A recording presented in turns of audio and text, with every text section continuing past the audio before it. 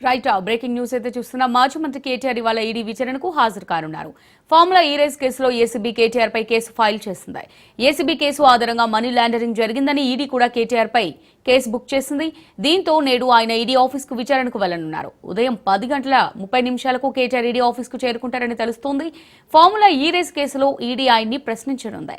ఇప్పటికే అరవింద్ కుమార్, బిఎల్ఎన్ రెడ్డిని విచారించిన ఈడీ వారి స్టేట్మెంట్ల ఆధారంగా ప్రశ్నలు అడగనుంది.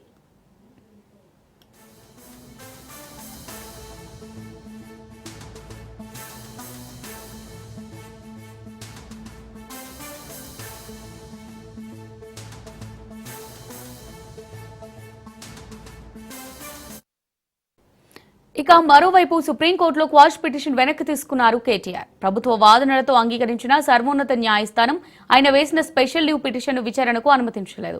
దీంతో ఆయన తన పిటిషన్ వెనక్కి తీసుకున్నారు. హైకోర్టు తీర్పును సవాల్ చేస్తూ ఈ నెల 8న సుప్రీంకోర్టులో ఎస్ఎల్పీ వేశారు. అయితే అంతకుముందే కేటీఆర్ గనుక సుప్రీంకోర్టును ఆశ్రయిస్తే తమ వాదనలు వినాలని తెలంగాణ ప్రభుత్వం ఏసీబీ తరపున కేవియట్ పిటిషన్ వేసింది. దీంతో ఆ పిటిషన్పై జస్టిస్ బేలా ఎం త్రివేది, జస్టిస్ ప్రసన్న వర్లే ధర్మాసనం ఇరువైపుల వాదనలు వినిపించారు.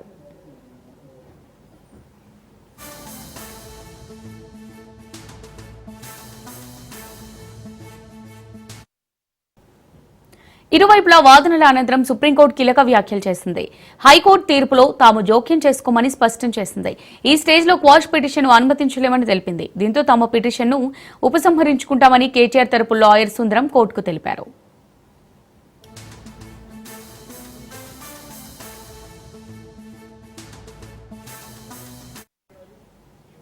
కేటీఆర్ క్వాష్ పిటిషన్ పై లీగల్ ఒపీనియన్ ప్రకారం కేసును విత్డ్రా చేసుకున్నామని అడ్వకేట్ మోహిత్ రావు తెలిపారు.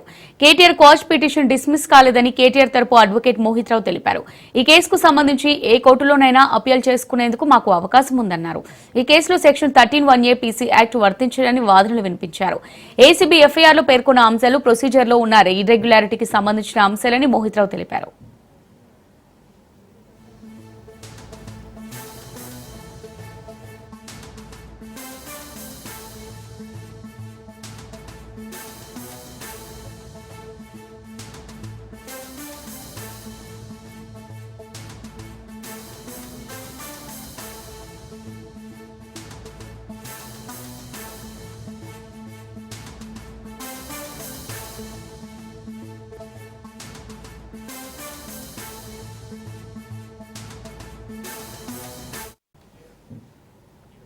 రైట్ గా దీనికి సంబంధించి మరిన్ని డీటెయిల్స్ కేటీఆర్ నివాసం దగ్గర నుంచి మరి రిపోర్టర్ సైదులు లైవ్ ద్వారా అందిస్తారు. సైదులు మరి కాసేపట్లో కేటీఆర్ ఈడీ విచారణకు హాజరు కానున్నట్టుగా తెలుస్తుంది. దీనికి సంబంధించి అప్డేట్స్ ఏంటి? అమూల్య, ఫార్ములా ఈ రేస్ కేసులో మరి కాసేపట్లో BRS party working president KTR VD విచారణకి హాజరు కాబోతున్నారు. ప్రస్తుతం అయితే మనం బంజారా హిల్స్ లో ఉన్నటువంటి నందినగర్ అంటే కేటీఆర్ నివాసం దగ్గర ఉన్నాము. కేటీఆర్ ప్రస్తుతం అయితే నందినగర్ నివాసం దగ్గర లేడు అని చెప్పేసి కూడా మనకు తెలుస్తుంది. మరి కాసేపట్లో నందినగర్ నివాసానికి కేటీఆర్ వస్తారని చెప్పేసి కూడా బీఆర్ఎస్ పార్టీ నాయకులు శ్రేణులు చెప్తున్నారు. ఇప్పటికే నందినగర్ నివాసానికి బీఆర్ఎస్ నేతలందరూ కూడా ఒక్కరొక్కరుగా చేరుకుంటున్నారు. మాజీ మంత్రులు, మాజీ ఎమ్మెల్యేలు, ప్రజెంట్ ఉన్నటువంటి ఎమ్మెల్యేలందరూ కూడా నందినగర్ కేటీఆర్ నివాసానికి ఒక్కొక్కరుగా చేరుకుంటున్నారు. ఇప్పటికే బీఆర్ఎస్ పార్టీ లీగల్ టీం కూడా ఇక్కడికి చేరుకుంది. అయితే వీడి విచారణకు కేటీఆర్ లీగల్ టీం తోటి విచారణకు హాజరవుతారా లేదంటే కేటీఆర్ ఒక్కరే హాజరవుతారా అనేది కూడా మరి కాసేపట్లో మనకి తెలిసే అవకాశం కనిపిస్తుంది. కాకపోతే ఏసీబీ విచారణకి ఏ విధంగా అయితే హాజరయ్యారో చట్టాన్ని గౌరవిస్తూ ఈడీ విచారణకు కూడా ఖచ్చితంగా కేటీఆర్ హాజరవుతారు, చట్టాన్ని గౌరవిస్తారని చెప్పేసి కూడా బీఆర్ఎస్ పార్టీ నాయకులు అయితే చెప్తూ ఉన్నారు. మరి కాసేపట్లో అంటే ఆయన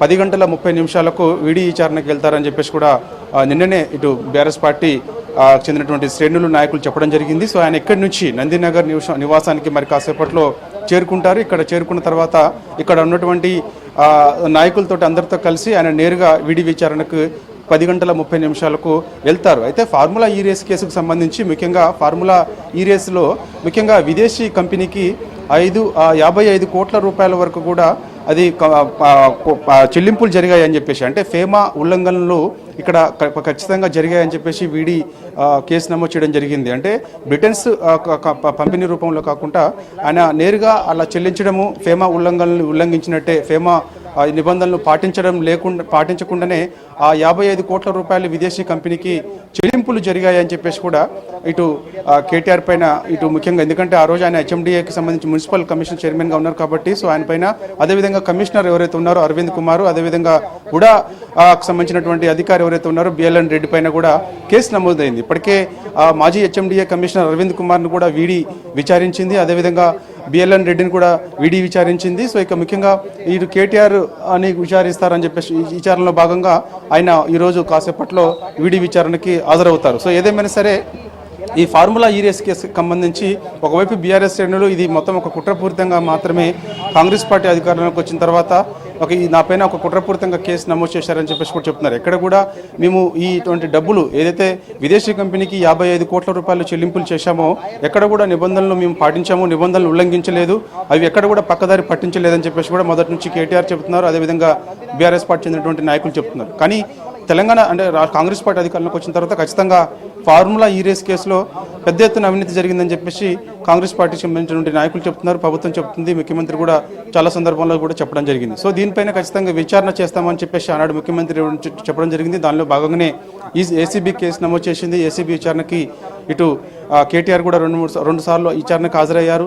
సో ఇప్పుడు మొదటిసారి ఆయన వీడి విచారణకు హాజరవుతున్నారు. అదే వీడి విచారణలో భాగంగా ఏమేమి క్వశ్చన్స్ కేటీఆర్ని అడుగుతారనేది కూడా మనకి కొంత ఉత్కంఠంగా మారిందని చెప్పవచ్చు. ఏం సమాధానం చెప్తారు వీడి విచారణకు అంటే, తొలిసారి ఆయన బీఆర్ఎస్ పార్టీ వర్కింగ్ ప్రెసిడెంట్గా ఉంటూ ఆయన వీడి విచారణకు హాజరవుతున్నారు. ఎందుకంటే గతంలో కూడా మనం చూసాము, ఢిల్లీ లిక్కర్ స్కామ్లో తన యొక్క చెల్లెలు కవిత కూడా వీడి విచారణ ఎదుర్కొంది, అందరికీ తెలిసిన విషయమే. చాలా సందర్భంలో ఆమె వీడి విచారణకి ఢిల్లీ కానీ అదే ఢిల్లీలో వీడి విచారణకు హాజరైన సంగతి అందరికీ తెలిసిన విషయమే. సో ఇప్పుడు మళ్ళా కేటీఆర్ అతి తక్కువ సమయంలోనే మళ్ళీ కేటీఆర్ మొదటిసారి ఒక వర్కింగ్ ప్రెసిడెంట్గా ఉన్నటువంటి కేటీఆర్ వీడి విచారణకు హాజరుకోబోతున్నారు. సో దీనిపై చూస్తే కొంతమందిలో బీఆర్ఎస్ శ్రేణుల్లో కొంత ఉత్కంఠ నెలకొంటుంది. ఏం జరుగుతుంది, అసలు ఏం క్వశ్చన్స్ కేటీఆర్ని అడుగుతారు, కేటీఆర్ ఏం సమాధానం చెప్తారనేది కూడా మొత్తం ఇక్కడ కొంత ఉత్కంఠ పరిస్థితులు నెలకొన్నాయని చెప్పవచ్చు. ఒక్కొక్కరుగా బీఆర్ఎస్ పార్టీ చెందినటువంటి నేతలందరూ కూడా నందినగర్ నివాసానికి చేరుకుంటున్నారు. అందరూ కూడా వేచి చూస్తున్నారు. ఎందుకంటే ప్రస్తుతం కేటీఆర్ అయితే నివాసంలో లేడు, ఆయన ఏరియా దగ్గర ఉంటున్నారని చెప్పేసి కూడా తెలుస్తుంది. సో ఎక్కడ ఉంటున్నారని తెలియదు. కానీ సో మరి కాసేపట్లో ఇటు బంజారాహిల్స్లో ఉన్నటువంటి నందినగర్ నివాసానికి కేటీఆర్ వస్తారని చెప్పేసి కూడా తెలుస్తుంది. సో ఇక్కడ నుంచి ఆయన నేరుగా అంటే 10:30 వీడి విచారణకు హాజరవుతారని చెప్పేసి కూడా చెప్తున్న నేపథ్యంలో మరి కాసేపట్లో బంజారాహిల్స్లో ఉన్నటువంటి నందినగర్ నివాసానికి కేటీఆర్ వస్తారు. ఇక్కడ నుంచి 10 గంటలకు ఆయన నేరుగా వీడి ఆఫీస్కి వెళ్తారు. Amulya, thanks for the update Saidulu.